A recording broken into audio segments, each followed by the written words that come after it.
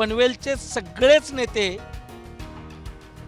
गांडूल आहेत, सगळ्या पक्षाचे नेते गांडूल आहेत, भाजपमध्ये पण दुतोंडी गांडूल आहेत, शेकापत आहेत, शिवसेनेत आहेत, राष्ट्र. निवडणूक अशी आहे पनवेलची का तिथल्या उच्चभ्रू सोसायटीमध्ये एकेकाळी निवडणुकांमध्ये फ्रीज वाटले गेले, मला वाटते बुलेट वाटल्या गेल्या. लाज वाटली पाहिजे असल्या घोषणा देताना. हे भाजपच्या आमदारांनी भाजपला धक्का दिलेल्याची राज्यातली पहिली घटना ह्या निवडणुकीत इथे घडली. एक हाती म्हणजे जसं पाशवी बहुमत कसं मिळवता येईल याकडे लोकांचा कल आहे. वास्तविक पनवेल हे इतकं मातब्बर शहर आहे, मातब्बर नेतृत्वाचं शहर आहे की इथं काँग्रेसनं नेतृत्व केलेलं आहे, इथं शिवसेनेने नेतृत्व केलेलं आहे, इतकं शेतकरी कामगार पक्षाने नेतृत्व केलं. म्हणजे या पनवेलमध्ये भारतीय जनता पार्टीचं नाव आहे Thakur infra project private limited company. तिथं पदाधिकाऱ्यांपासून पेरोलवर आहेत. प्रचार घरापर्यंत पॅम्पलेट पोचलेत, उमेदवार पाया पडायला लागलेत, लोकांच्या मतदारांना जोबा मागतात की आम्हालाच मत द्या. निवडून कोण येईल? जो जास्त पैसे देईल तो निवडून येईल. पडेल कोण? तर ज्याच्याशी नेत्यांनी पहिला नेता गद्दारी करतो, मग मतदार करतो. एनी हाऊ कंडिशनमध्ये आपल्याला पनवेलमध्ये सत्ता आणायची, त्याच अनुषंगाने त्यांचे काम चालू आहे. EVM लागली नसती. मी तुम्हाला स्पष्ट सांगतो, लोक म्हणतात की ठाकूरांना विरोध नाही मी करत. बॅलेट पेपरवर मतदान घ्या. प्रशांत ठाकूर 70,000च्या पुढे गेले मतदानात. आपण राजकीय संन्यास घेऊ. ज्या दिवशी रामशेठ ठाकूर मावळतील त्या दिवशी पहिला बली प्रशांत ठाकूरचा लोकांनी दिलेला असेल. हे मी राजकीय वक्तव्य फार जबाबदारीनं करतोय. Brought to you by Global St. Angelo's Venture Funding.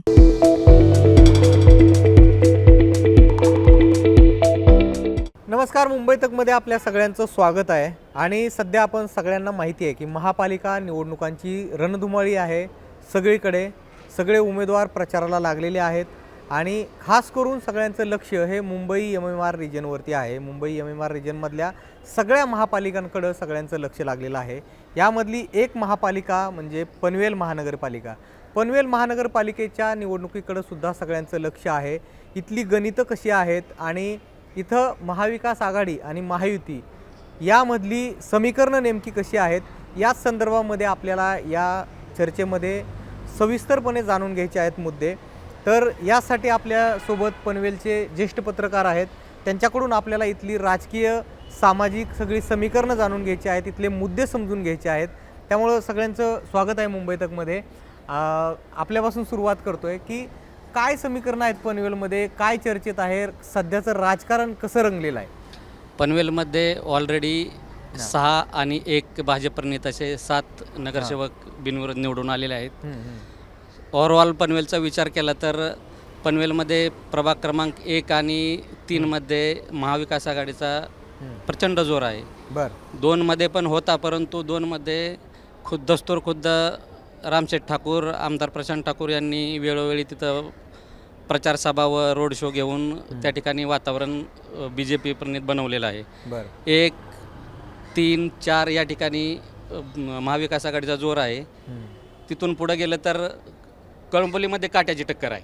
बरं, त्यामुळे तिथं रोडपालीच्या ठिकाणी मुख्यमंत्री देवेंद्र फडणवीस यांची सभा लावण्यात आलेली आहे. आणि आत पुढं पनवेलमध्ये गेलं तर नगर परिषदेचा जो पनवेलचा जो भाग आहे तो भाजपसाठी पोषक आहे. बरं, त्या ठिकाणी 14 पासून 20 पर्यंत एकतर्फी भाजपचे नगरसेवक निवडून येतील. बरं, असा एकंदरीत पनवेलचा होरा आहे. बरं. सर, मला तुमच्याकडून जाणून घ्यायचं आहे की महायुतीतले सगळे पक्ष एकत्रितपणे लढत आहेत पनवेलमध्ये. आपण शेजारी नवी मुंबईमध्ये बघतोय सगळीकडे खिचडी झालेली आहे. मात्र पनवेलमध्ये महायुतीतले सगळे पक्ष एकत्र लढत आहेत. महाविकास आघाडीतले सुद्धा सगळे पक्ष एकत्र लढत आहेत. प्रशांत ठाकूर तिथे आमदार आहेत, त्यांनी जोर लावलेला आहे. महाविकास आघाडीची ताकद तिथं त्यामुळे एकत्रित आलेली आहे. कसा सामना असणार आहे नेमका? यावेळेचा सामना जरी आपल्याला दिसत असला की प्रशांत ठाकूर यांची प्रतिष्ठा पणाला लागेल किंवा काय असेल, पण मुळात इथले जे मतदार आहेत त्यांना काय सुरुवातीचा जो बिनविरोधाचा जो पहिला रणनीतीचा भाग झाला तो तेवढा काय आवडलेला दिसत नाही. बरं. पण त्याच्यानंतरचं तुम्ही बघाल तर आता स्टार प्रचारक येताना पनवेलमध्ये दिसतील.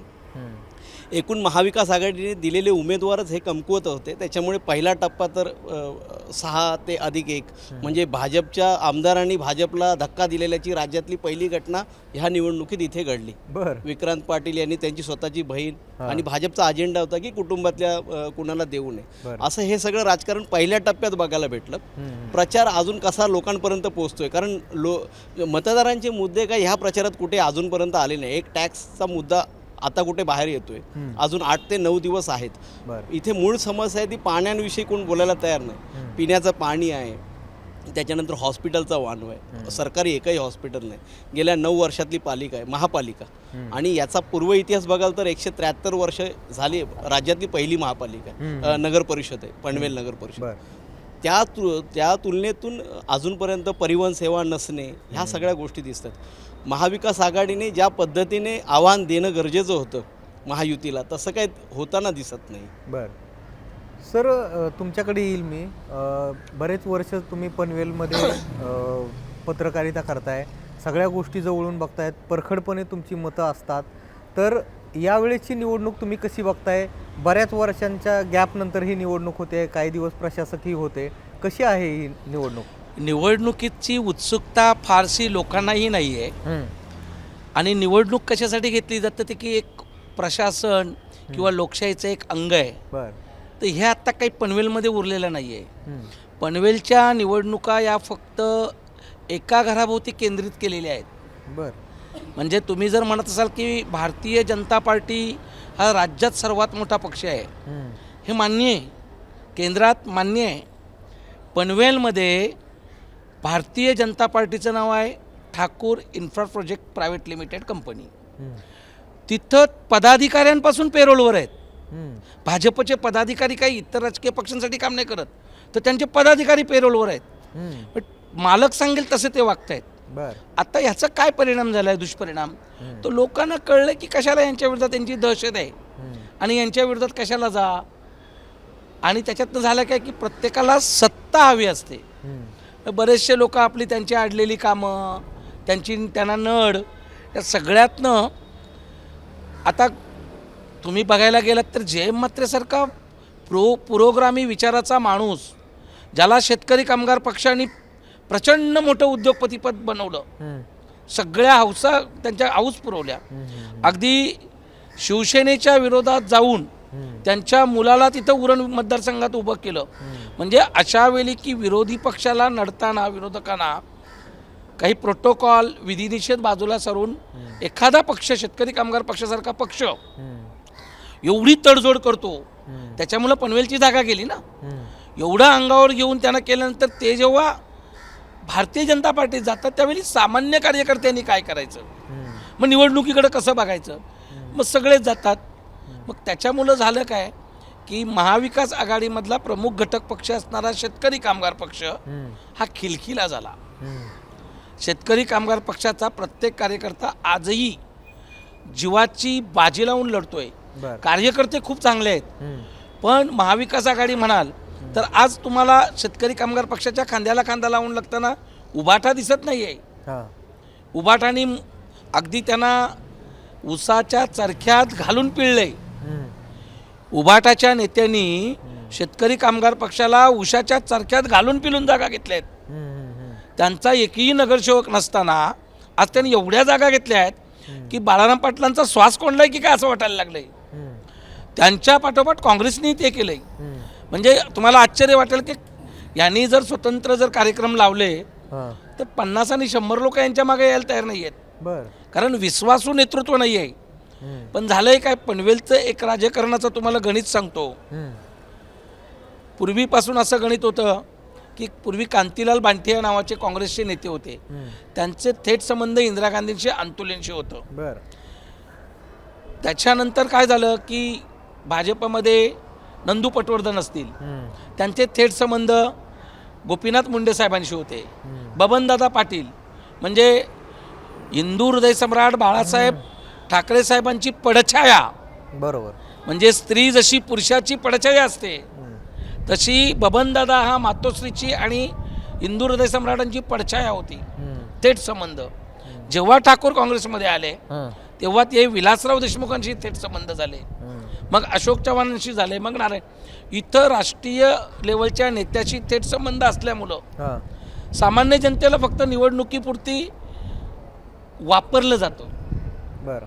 आजच्या ज्या निवडणुकीबद्दल तुम्ही जर बोलत असाल तर आज मतदार पनवेल परिसरातील, पनवेलच्या सगळ्या शहरातील, पनवेल, कलंबोली, खारघर, तलोजा वसाहत असेल, नवीन पनवेल असेल, खांदा कॉलनी असेल, कामोठा असेल, इथे जो इतर राज्यातून किंवा इतर जिल्ह्यातून आलेला नागरिक आहे, प्रस्थापित असेल, विस्थापित असेल, हां. हे सगळे आता बेचैन झालेत. हां. कारण झालंय काय की त्यांना आधार नाही आहे. लोकांना काय पाहिजे असतो तुम्हाला मी सांगतो. लोकांना पोलीस स्टेशनला मदत पाहिजे असते, बरोबर. लोकांना तहसीलला मदत पाहिजे असते, लोकांना महापालिकेत मदत पाहिजे. कॉमन त्यांच्या गरजा आहेत. बरोबर. इथं निवडणुका तुम्ही जो प्रश्न विचारलाय तर या निवडणुका कोणासाठी लढल्यात? कॉमन मॅनसाठी लढल्या जात आहेत का? तर अजिबात नाही. केंद्रबिंदू मतदार असायला हवा किंवा सर्वसामान्य माणूस, तर त्या दृष्टीनं होत नाही. जसं माझ्या दोन्ही सहकार्यांनी त्याचं एक परीक्षण केलं की इथं हा येईल तिथं ते येईल, ही एक एक रूढी झाली, परंपरा झाली, निवडणुकीचा एक भाग झाला. त्याला काही अर्थ नाही. एक निवडून येणार आहे, एक पडणार आहे. बरं. निवडून कोण येईल? जो जास्त पैसे देईल तो निवडून येईल. पडेल कोण? तर ज्याच्याशी नेत्यांनी पहिला नेता गद्दारी करतो, मग मतदार करतो. जर तुमच्याच पक्षाचे महापालिका किंवा नगरपालिका निवडणुका असतात, या 50, 100, 150, 200, 300च्या फरकाने जिंकल्या जातात. तिथं नेत्याची प्रतिष्ठा पणाला लागलेली असते. आज तुम्ही पाहिलं ना तर पनवेलमध्ये कोणत्याही पक्षाचा नेता, आता BJPमध्ये यांनी सांगितलं की प्रशांत ठाकूर विरुद्ध विक्रांत पाटील, हे छुप युद्ध आहे, संघर्ष आहे. त्याचं कारणही तसंच आहे. बाळासाहेब पाटील हे यांच्यापेक्षा सिनियर आहेत आणि त्यांच्यावर आक्रमण करून मग काय केली? बाळासाहेबांचीच माणसं प्रशांत ठाकूरने जरा पुढे आणलीत. लक्षात आलं का तुमच्या? तर त्याच्यामुळं ते छुपात, आणि त्याचं काय फार होणार नाही. कारण विक्रांत पाटील किंवा बाळासाहेब पाटील यांची हे पब्लिक लीडर नाही आहेत, मास लीडर नाही आहेत. प्रशांत ठाकूर हा मनी फॅक्टर आहे. ज्या दिवशी रामशेठ ठाकूर मावळतील त्या दिवशी पहिला बली प्रशांत ठाकूरचा लोकांनी दिलेला असेल. हे मी राजकीय वक्तव्य फार जबाबदारीनं करतोय. प्रशांत ठाकूरचं अस्तित्व नाही आहे. परेश ठाकूर हा चर्चिल आहे, त्याचे रस वेगळ्या रंगात आहेत. परेश ठाकूर हा राजकीय माणूस नाही आहे, तो वेगळ्या सोयी सुविधा बघतोय. प्रशांत ठाकूर ह्या वेगळ्या सुविधा बघतायत. राम ठाकूरांचा एक वेगळा काळ होता राजकीय. ह्या सगळ्यांनी समाजासाठी काय केलं नाही, नागरिकांसाठी काय केलं नाही. आजसुद्धा त्यांची जी निवडणूक लढतायत, तुम्हाला आश्चर्य वाटेल, केवळ त्यांच्या कंपनीला कामं मिळावीत महापालिकेची, शिडकोची, म्हणून ते लढतायत. त्यांना निवडणुकीचं काय पडलं नाही. पत्रकार जेवढे तुम्ही कॅमेरा घेऊन फिरताय, तुम्ही जेवढी मेहनत घेताय, त्याच्या 1/3 मेहनत 5 वर्षात या सगळ्या नेत्यांनी घेतलेली दाखवा, तर ती मी निवडणूक म्हणेन. बरं सर, तुमच्याकडे येईल मी आता की कांतीलाल सरांनी जसे मुद्दे मांडलेले आहेत, तर या निवडणुकीमधले मुद्दे काय राहिलेले आहेत? कारण आपण बघतोय की दिबा पाटलांचं नाव विमानतळाला देण्याचा प्रश्न असो किंवा स्थानिक भूमिपुत्रांचे प्रश्न असो, यावरती चर्चा होते. निवडणुकीपुरते नेते येतात. लोकांमधले मुद्दे काय आहेत सध्या चर्चेमध्ये पनवेल महानगरपालिकेसाठी? पनवेल हे जे शहर आहे, हे रायगड जिल्ह्यातलं सर्वात मोठं शहर, जुनी महापालिका, 170हून अधिक वर्षाचं हे जुनं शहर आहे. हे शहर आता मोठ्या प्रमाणात डेव्हलप होते. नवी मुंबई विमानतळ, BKC 2 असे मोठमोठे प्रोजेक्ट इथे होते. पुष्पक नगर तयार होतंय, नैना प्रकल्प होतो. अशा मोठे प्रकल्प इथे येत असताना हे शहर आज उद्याच्या दिवसांमध्ये जागतिक पटलावर हे शहराचं नाव लौकिक पोहोचणार आहे. पण तो या शहराला आजही पाण्यासारखी भीषण समस्या आहे. वाहतुकीचा जो पार्किंगचा प्रश्न आहे, या शहरातून जर बाहेर पडायचं म्हटलं तर एक उड्डाणपूल सोडला, पण शहरातून अंतर्गत रस्ते पाहिले तर फार छोटे आहेत. बरोबर. शिडकोनी जे काही कॉलन्या वसवल्या पनवेलच्या बाहेर, नवीन पनवेल, खारघर वगैरे, तेही आता वाढत्या लोकसंख्येपुढे ती शहरही अपुरी पडायला लागली, तिथल्या सोयी सुविधा. अशा वेळेस पनवेल महापालिकेवर मोठी जबाबदारी आहे. भविष्य काळामध्ये इथली जी MIDC आहे तळोजा वगैरे, हे पण जेव्हा नागरीकरण होईल तेव्हा तिथे मोठ्या प्रमाणात प्रकल्प सुरू होतील, लोक राहायला येतील, किंवा झाले लोकांना. पण अशा वेळेस इथलं जे सरकार येईल, सत्ता येईल, त्यांना या लोकांच्या मूलभूत गरजा आहे, आरोग्य सुविधा. आजही पनवेलला शासकीय आरोग्य सुविधा नाही आहेत. तिथं दळणवळणाची सोय नाही आहे. तिथल्या लोकांना नवी मुंबईतल्या वाहतूक व्यवस्थेवर डिपेंड राहावं लागते. म्हणजे इथल्या NMMTने जर उद्या काही गाड्या बंद केल्या तर यांना साखळं घालावं लागते, इथल्या नेतृत्वाला साखळं घालावं लागते. तर भविष्यात पनवेलला स्वतःची वाहतूक व्यवस्था, स्वतःचं धरण, स्वतःची पाणी व्यवस्था, अशा खूप गोष्टी त्यांना करायच्या आहेत. आणि हे करायसाठी एक चांगलं नेतृत्व, चांगली बॉडी तिथं लागते.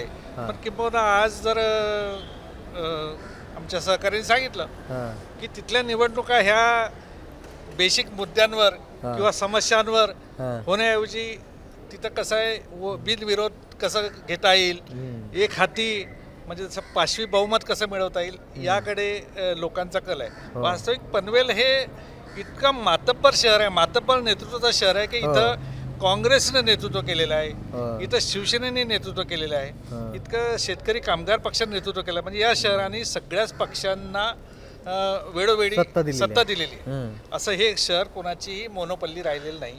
परंतु आता गेले काही वर्षात असं झालेलं आहे की जे लोक बलाढ्य होते त्यांना आता विरोधी पक्षात राहायचं नाही आहे. आणि सांगितलं आमच्या मित्रकडूंनी की रामशेठ ठाकूर काँग्रेसमधून शिवसेनेत गेले, भाजपमध्ये आले. पण त्यांच्या पाठोपाठ जयंत म्हात्रेंसारखे एक बड नेतृत्व तेही भाजपमध्ये आले. कोणाला विरोधी पक्षातच राहायचं नाही हल्ली. आपण इथलंच पनवेल अपवाद नाहीये, राज्यात पाहतो आपण सगळीकडेच ती आहे. त्यामुळे झालं काय की यांच्या पाठोपाठ ते आल्यामुळे तिथं शेतकरी कामगार पक्ष जो होता तोच आज म्हणजे दिवसेंदिवस म्हणजे लोप पाहत चाललाय. शिवसेनाचा नगराध्यक्ष राहिलेला पनवेलला, म्हणजे बाळासाहेब ठाकरे तिथे यायचे पनवेलला. मनोहर जोशींचं बालपण गेलेलं आहे. मग अशा शहरामध्ये आज शिवसेनाच काही दिवसांनी म्हणजे अपवादात्मक. बरं, आता याच्यामध्ये सगळ्यात जास्त राज्यभर चर्चेला जाणारा जो मुद्दा आहे विमानतळाच्या नावाचा मुद्दा. दिबा पाटलांचं नाव विमानतळाला देण्यात यावं अशी मागणी होते, रस्त्यावरती उतरत आहेत. आमदारांनी अगदी म्हणजे बरेच इशारे वगैरे पण देऊन झालेले आहेत. हा मुद्दा या निवडणुकीमध्ये कितपत प्रभावी ठरलाय असं वाटतं तुम्हाला? आता हा मुद्दा खूप प्रभावी आहे, परंतु हा मुद्दा उचलून धरायला बाकी पक्ष पण तेवढे त्यांनी तो मुद्दा उचलून धरायला पाहिजे तेवढा उचलला जात नाही. आणि मुळात इथं कसं झालेलं आहे की भाजपचे एवढं संख्याबळ आहे, बिनविरोध आले ते तर आहेच, पण मागच्या वेळेसही त्यांचे स्वतःचे नगरसेवक, नंतर जयंत म्हात्रे आल्यामुळे त्याचे 15-1 नगरसेवक आले. अशा वेळेस त्यांना हे माहिती आहे की 80-90% नगरसेवक आपले ऑलरेडी एक्झिस्टिंग आहे. जरी तिथं दिसायला युती दिसते की महायुती झाली, भाजपने मित्र पक्षाला जागा सोडल्या, पण त्या जागा अशा बोटावर मोजण्या एवढ्या आहेत. म्हणजे असं काहीतरी द्यायचं म्हणून दिलंय त्याला, चॉकलेट सारख्या जागा दिल्या त्याला. काही महायुती म्हटलं पाहिजे असं नाही आहे, पण दिलं त्याने, मोठं मन दाखवलं की 2-4 जागा दिल्या, त्यांनी मागून घेतल्या किंवा यांनी मोठ्या मनाने दिल्या, असं ती महायुती आहे. म्हणजे एका पक्षाचं इतकं मोठं बहुमत आहे तिथं. आणि तिथं सगळ्यांना माहिती आहे की गेले काही वर्ष रामशेठ ठाकूर साहेब, प्रशांत ठाकूर यांचं तिथं वर्चस्व राहिलेलं आहे. आणि ते वर्चस्व त्यांनी अबाधित ठेवलेलं आहे. कुठल्या प्रकारे ठेवलेलं आहे तो एक वेगळा मुद्दा झाला, परंतु त्यांनी ते सत्ता आपल्या घरात ठेवलेली आहे. भविष्यातही कशी सत्ता आपल्या हातात राहील त्यासाठी त्यांचे प्रयत्न आहे. अशा वेळेस हा जो दिबा पाटलांचा मुद्दा आहे विमानतळाचा, हा मुद्दा त्यांना आज ना उद्या नाव द्यावंच लागेल, कारण लोकांमध्ये ती भावना आहे. पण तिथं पनवेल तालुक्याचं राजकारण किंवा पनवेल महापालिकेचं राजकारण हे जास्त करून ठेकेदारीवर अवलंबून आहे, कामं मिळावे आहे. त्यामुळे आज कुठल्याही पक्षातला नेता त्याच्यावर जास्त आक्रमक होताना त्याला भीती वाटते की माझं एखादं काम ना निघून जावं हातातलं. त्यामुळे जरी कुठल्याही वेगवेगळ्या पक्षात विखुरलेले लोक असले तरी तो तेवढ्या पुरताच म्हणजे डोक्यात टोपी घालेपर्यंत, ते दिबांची मफलर घालेपर्यंत किंवा विमानतळावर फोटो काढण्यापुरतं तसा विरोध करतात, सोशल मीडियावर विरोध करतात. परंतु जो आक्रमक विरोध हां. दिबांच्या काळात होता हां. किंवा आधी शेकापच्या काळात होता, हां. तो विरोध आजच्या डेटला शेकापवाले मूळचे दिबांसोबत राहिलेले लोकही त्या आक्रमकतेने करताना दिसत नाही. अच्छा सर, मला सांगा की दिबा पाटलांचं नाव देण्याची जी मागणी आहे त्या मागणीशिवाय आणखी कुठले कुठले स्थानिक प्रश्न आहेत की ज्या प्रश्नांवर ही निवडणूक व्हायला पाहिजे असं तुम्हाला वाटतं? एक्झॅक्टली. एकतर लोकनेते दिबा पाटलांचा हा मुद्दा अतिशय महत्त्वाचा हां आणि तितकाच तो गांभीर्यपूर्ण घ्यायला हवा होता. हां हां. गंमत अशी आहे की हा मुद्दा ज्यावेळी चर्चेला येतो त्यावेळी तेवढ्या पुरता तो चालतो आणि परत मागे पडतो. बरोबर. परत तो मग त्याला आचारसंहितेचं गोंधळ किंवा इतर काही अडचणी हां हां हां. असं जर तुम्ही समजलात तर ते माझ्या मते तो एक खेळ करतायत. बर.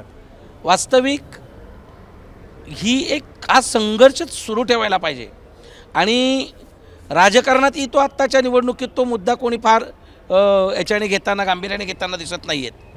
विमानतळ जसा मुद्दा आहे तसा टॅक्सचा मुद्दा होता. बर. हां. Property tax. प्रॉपर्टी टॅक्सचा मुद्दा होता. बरोबर. ज्यावेळी नगरपालिकेचं रूपांतर महापालिकेत करायचं होतं त्यावेळी प्रशांत ठाकूरांच्या काँग्रेसमध्ये होते आणि त्यांनी तसा ठराव करायला लावला नगराध्यक्षांना त्यांच्या सभागृहाला की पुढची 5 वर्ष कोणताही टॅक्स वाढवणार नाही. मग त्या बाबतीत गणेश नाईक बोले तैसा चाले त्याची वंदावी पाऊले आणि यांना रॉकेल ओतून चालायला पाहिजे ते बोललेत म्हणून यांनी ठराव केलाय. खरं तर हा ठराव तुम्हाला सांगतो ते महापालिका स्थापन होण्याआधी त्यावेळी सत्रे नावाचे कोकणायुक्त होते आणि आम्ही भेटायला गेलो, मी आणि माझे काही सहकारी. मी म्हटलं सर असा ठराव कसा करता येतो, तुम्ही प्रशासकीय बाजू सांगा. ते म्हणाले असा ठराव करताच येत नाही, हे मूर्खांचं नंदनवन आहे. प्रशांत ठाकूर हे मूर्खांचं नंदनवन आहे, ह्याला अंडरलाईन करायची. लोक म्हणतात तुम्ही प्रशांत ठाकूरच्या विरोधात बोलतात. नाही, मी त्याच्यातील विकृती विरोधात बोलतो. दुसरा मुद्दा तुम्हाला सांगतो की त्यांनी असं म्हटलं की टॅक्स भरत नसतील तर यांच्यावर गुन्हे दाखल करा. मी तुम्हाला सांगू, जनता वेडी आहे. जनतेनं पहिला मोर्चा प्रशांत ठाकूरच्या बंगल्यावर न्यायला होता. उद्रेक, उठाव व्हायला होता. पण पनवेलचे सगळेच नेते गांडूल आहेत. सगळ्या पक्षाचे नेते गांडूल आहेत. भाजपमध्ये पण दुतोंडी गांडूल आहेत. शेकापत आहेत, शिवसेनेत आहेत, राष्ट्र फक्त चॅनल जमवायचे यूट्यूबवाले आणि हा मी कसं करू आम्ही तसं करू. माझं चॅलेंज आहे की प्रशांत ठाकूरांनी जेवढं वाटोलं केलं या पनवेलचं, आज एस टी स्टँड नाही आहे. 20 वर्ष माननीय मुख्यमंत्री देवेंद्र फडणवीस साहेबांनी ऑनलाईन त्याचं हे केलं, उद्घाटन केलंय. दिवारकर राव ते परिवहन मंत्री असताना. आज 20 वर्ष प्रशांत ठाकूर आमदार आहेत, त्यांना एस टी स्टँड होत नाही. ITIचं राज्यपाल मोदयांच्या हस्ते शुभारंभ केला आहे. एक विट रचली जात नाही. कोण यांना जाब विचारणार आहे? कोणी विचारत नाही, कारण माणसं भेकड झालीत. निवडणुका जाऊ दे, निवडणुका कोणीही जिंकू दे. मला संविधानानं तुम्हाला दिलेले अधिकार, माणूस म्हणून तुम्हाला दिलेले अधिकार, तुमची कर्तव्य ही जिवंत राहिली पाहिजे. माणूस जिवंत राहिला पाहिजे. प्रशांत ठाकूर आणि त्यांची कंपनी माणूस मारण्याचं काम करतोय. हे स्लो पॉयझन आहे. ठाकूर हे स्लो पॉयझन आहे. हळूहळू ही पनवेल महापालिकेतली सगळी गावं शहरं गिलंकृत करतील. यांना तुम्हाला मी आणखी एक मुद्दा सांगतो. प्रशांत ठाकूर हे 4थी टर्म आहे. एकच वादा प्रशांत दादा म्हणतात. लाज वाटली पाहिजे असल्या घोषणा देताना. नवीन पनवेलला तुम्ही 5 वर्ष महापौरपद दिलं. नवीन पनवेल शहराला साधं अंत्यसंस्कार करण्यासाठी स्मशान नाही आहे. पोदी गावाचं जे स्मशान आहे त्यात तिथं एक तर केलं जातं किंवा पनवेलला अमरधामला आणलं जातं मृतदेह. केवढी मोठी विटंबना आहे. खांदा कॉलनीला मृतदेह नाही आहे. शिडकोनं स्थापन केलेल्या शहरांना एक नियम आहे की प्रत्येक सेक्टर वाईज अंत्यसंस्कार करण्यासाठी स्मशानभूमी असली पाहिजे. प्रशांत ठाकूरचे बाबा 2 वेळेला खासदार, प्रशांत ठाकूर 1 वेळेला नगराध्यक्ष, प्रशांत ठाकूरकडे 1 वेळेला महापालिका, 2 वेळेला महापालिका. आत्ताची पण त्यांचीच येणार हे धरून सांगतो तुम्हाला, कारण पैसा त्यांच्याकडे आहे. विरोधी आणि आदबल झालेत. आणि पुन्हा त्यांच्या आत्या काकी नगरसेवक, आत्या पंचायत समितीमध्ये तुम्हाला सांगतो, तुम्ही आज बारामतीला जा, तुम्ही आज बीडला जा, गोपीनाथ मुंडेंचं काम बघा, ज्यांचं नावावरून काल वाद चाललंय, विलासराव देशमुखांचं नाव बघा, यांचं कार्य कोणीही पुसणार नाही. देवेंद्र फडणवीस साहेबांचं नागपूर बघा, गणेश नायकांचं नवी मुंबई बघा, आणि नवी मुंबईच्या बाजूला असलेलं पनवेल काय, पनवेल शहराची दुर्दैवानं आम्हाला सांगावं लागतं, आम्ही लढतोय, पण पनवेल शहराचं यांनी उकिरडा करून ठेवलं आहे. कोणत्याही नागरी सुविधा नाही, कोणत्याही काय नाही. या सगळ्या मुद्दे घेऊन ही निवडणूक लढली गेली पाहिजे. रस्ते केले, नाले केले, ही सगळी कामं यांची. 3,500 कोटींचं बजेट महापालिकेचं पनवेलचं आहे. 3,500 विकास कामं किती होतील?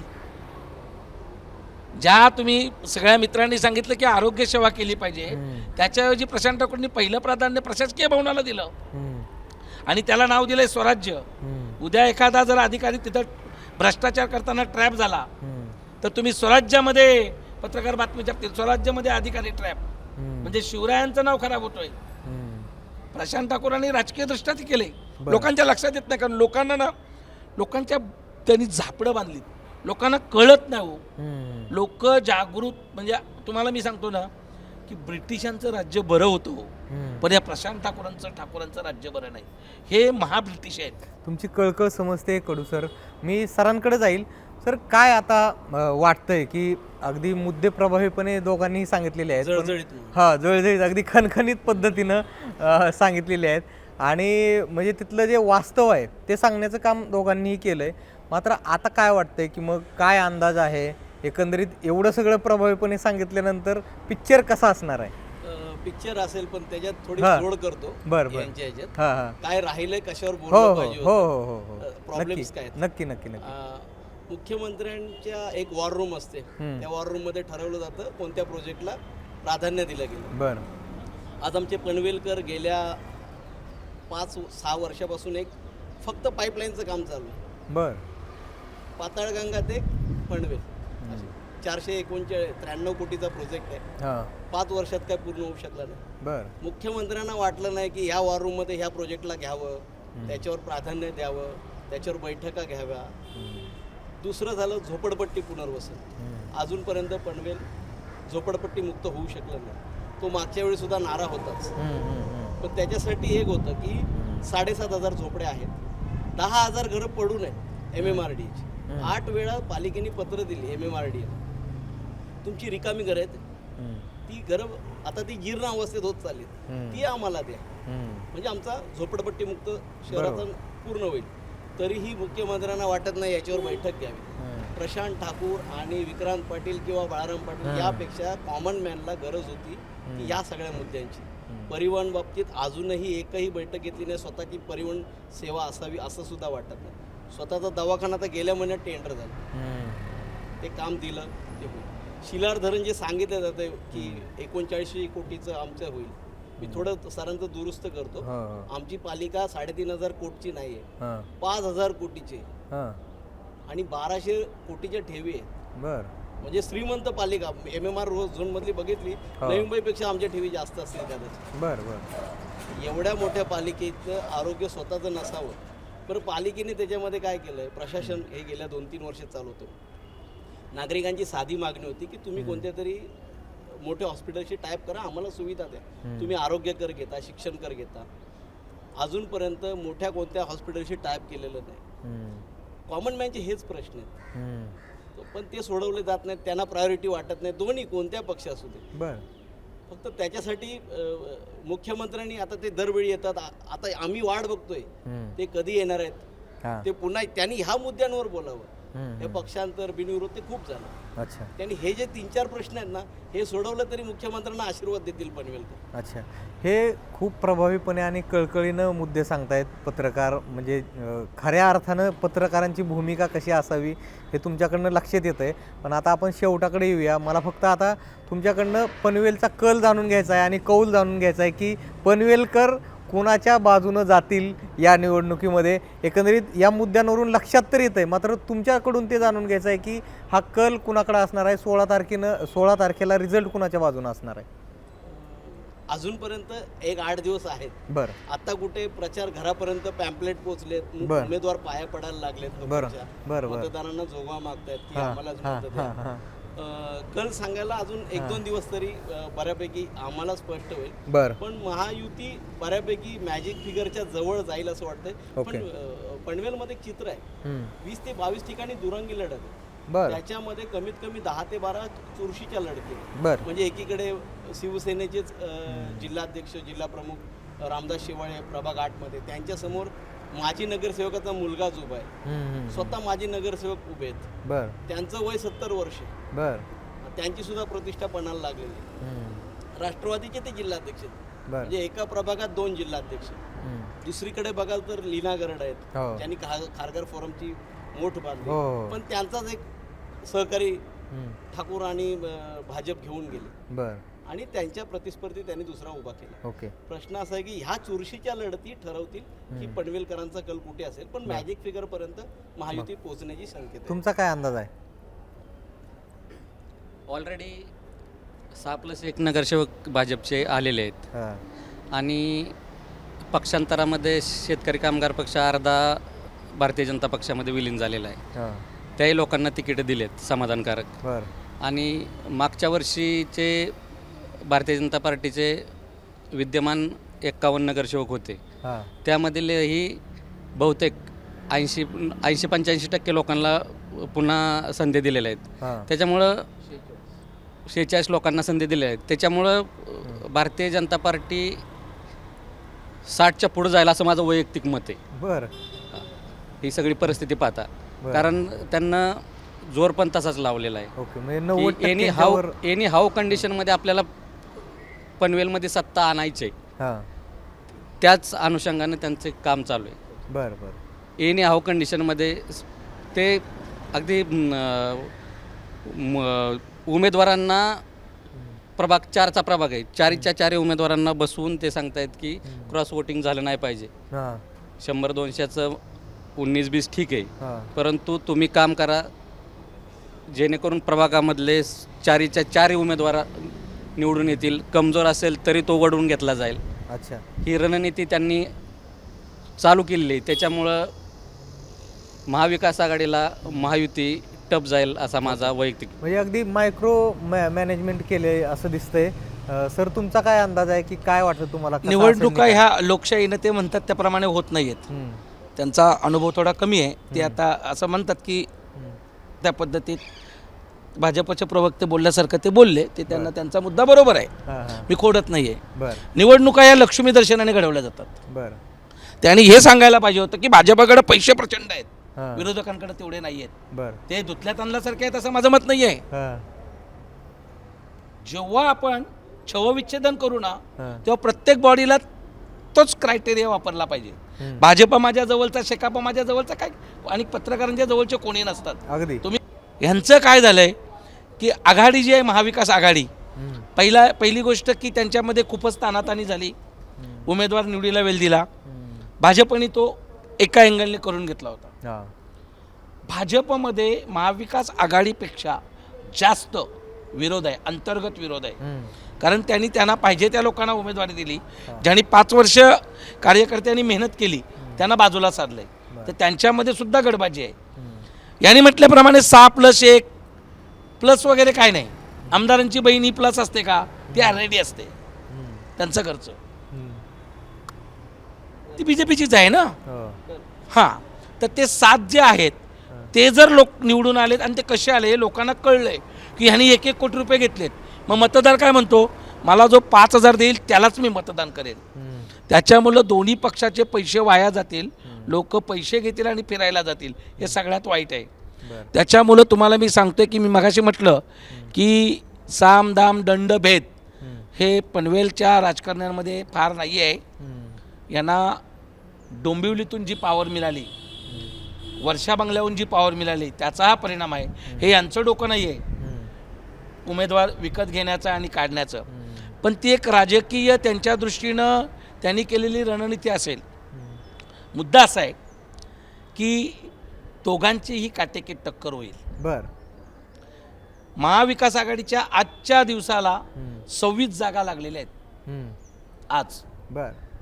आता 10 जागांचे त्यांना साधारणतः 10 ते 39 पाहिजे ना. मॅजिक फिगर हां. 39 आहे. महाविकास आघाडी सत्तेत येणार नाही हे स्पष्ट आहे. बरं. पण एकतर्फी जे बोलतायत की भाजपला सोडतील तर तेवढं सोपं नाही. बरं. आणि जर उठाव केला नागरिकांनी मतदारांनी की भाजपला यावेळी धडा शिकवूया, कारण तो विधानसभेलाही सुद्धा होता, EVM लागली नसती. मी तुम्हाला स्पष्ट सांगतो, हां. लोक म्हणतात की ठाकूरांना विरोध नाही मी करत. बॅलेट पेपरवर मतदान घ्या. प्रशांत ठाकूर 70,000च्या पुढे गेले मतदानात. आपण राजकीय संन्यास घेऊ, बर बर कधीच 70,000च्या पुढे जाणार नाही. हां. आणि हा चॅलेंज माझा त्यांनी स्वीकारावा. बर. त्यांनी चॅलेंज दिलं सर. तुमचा काय अंदाज आहे? एक अंदाज शेवटचा काय तुमचा पनवेल महानगरपालिकेविषयी? मुळात तर पनवेल आणि बाजूची नवी मुंबई महापालिका या दोन्ही महापालिकेसमोर किंवा इथल्या मतदारांसमोर खरं आव्हान तर हे आहे का या दोन्ही शहराला एक सक्षम विरोधी पक्ष पाहिजे.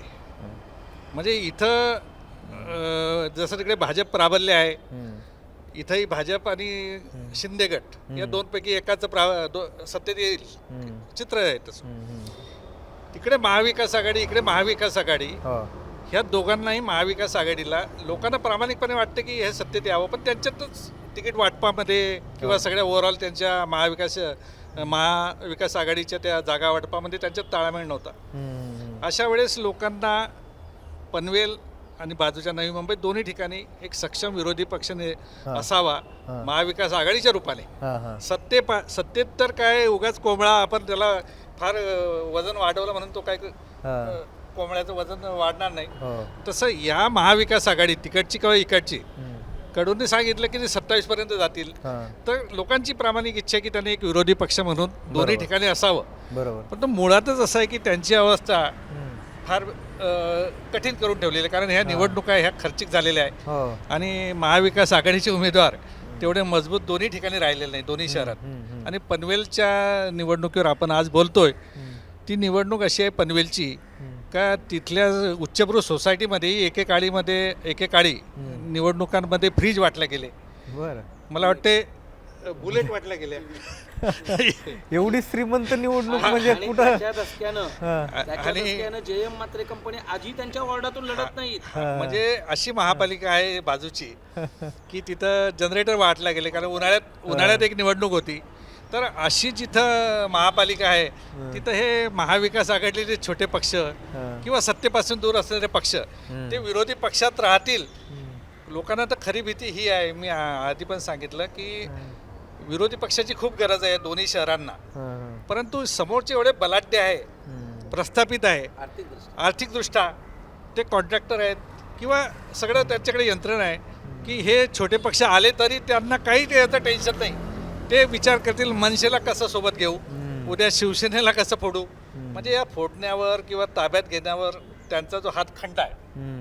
त्याच्यामुळे लोकांनी जरी ठरवलं की यांना आपल्याला सत्तेपर्यंत न्यायचं ना विरोधी पक्ष नेते न्यायचं, तरी समोरची जी परिस्थिती आहे या शहराची पनवेलची, तर त्यामुळे जे उमेदवार विकत घेतात, बिनविरोध करतात, ते मतदारांना 5,000 10,000 रुपये देऊन, आता मालवण सारख्या ठिकाणी 10-15,000 रुपये देऊन मतदारांच्या घरात पोहोचले, तर उद्या मतदारांना विकत घ्यायचा त्यांचा प्रयत्न राहील.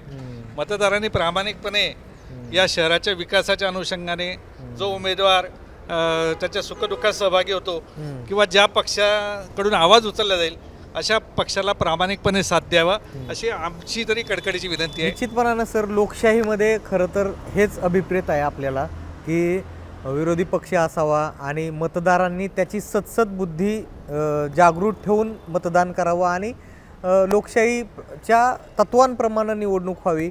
मात्र तुम्ही फारच इंटरेस्टिंग गोष्टी सांगितल्या आहेत आणि अतिशय रंजक गोष्टी खरं तर ऐकायला मिळाल्या. प्रेक्षकांसाठी, महाराष्ट्रभरातील प्रेक्षकांसाठी खरं तर या गोष्टी फार इंटरेस्टिंग आहेत. त्यांनासुद्धा हे ऐकून आश्चर्य वाटल्याशिवाय राहणार नाही. त्यामुळं अर्थात आपण आता 15 तारखेला मतदान आणि त्यानंतर 16 तारखेला ज्यावेळेस रिझल्ट हाती येईल त्यावेळेस याचे अनेक कंगोरे आपल्यासमोर आलेले असतील. त्यामुळं आपल्याला या संदर्भात काय वाटतं हे आम्हाला तुम्ही कमेंट बॉक्समध्ये नक्की सांगा आणि आपली काय मतं आहेत या सगळ्या गोष्टींवरती ती मतंसुद्धा नक्की नोंदवा. आणि मुंबई तकला जर तुम्ही सबस्क्राईब केलं नसेल तर ते सबस्क्राईबसुद्धा करून घ्या. कॅमेरा पर्सन सचिन सावंतसोबत मी निलेश झालटे, पनवेलहून मुंबई तकसाठी.